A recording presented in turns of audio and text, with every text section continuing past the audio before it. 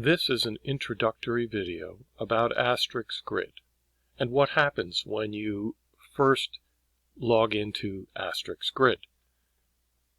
For those of you who don't know, AsTeRICS Grid is a flexible tool for creating and using grids that can be used as a communication device and for many other purposes. Grids you create are saved as soon as you create it or edit them. Grids can have resizable buttons. AsTeRICS Grid has built-in symbol search. Grids can be saved as PDFs for printing. AsTeRICS Grid supports multiple access methods.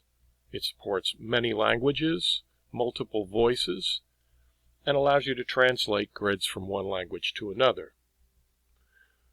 AsTeRICS Grid can play YouTube videos and internet radio streams. It supports the open board format so that you can easily save, back up, or share your grids or grid sets. AsTeRICS Grid can operate offline for those features that are not dependent upon the internet. And finally, registered users can access and modify their grids from any internet-capable device. And in fact, you could have multiple users logged onto the same AsTeRICS Grid account at the same time, and changes that one user makes on one grid will shortly appear thereafter on all the other grids that are connected to the internet. So let's take a look and see what AsTeRICS Grid offers. This is the welcome page. If you've never been to AsTeRICS Grid, this is what you're going to see, and you have to choose between being an unregistered or a registered user. I've already done both, but for the purposes of this video, I'm going to add an offline user, and I'm going to call him Fred. I'm going to add this user, and it offers me two choices. And in the top choices, start with a new communicator, adding an empty grid, and there'll be no other grids in the grid set. This would be a good choice if you already had a saved grid set or a shared grid set that you wanted to use to prime this user's device.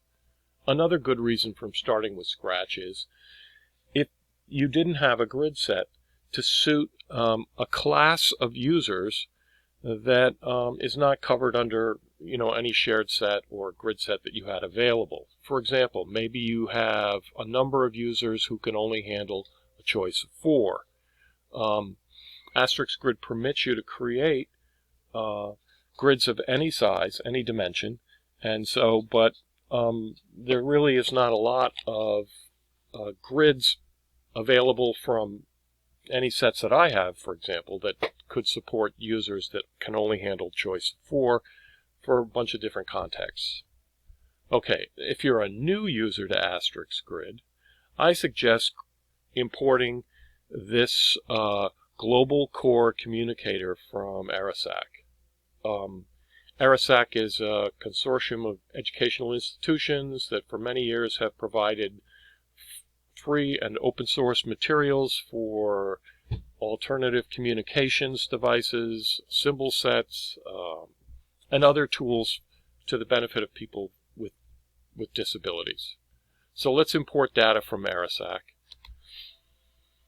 And right away you'll see we've got a really nice core style grid.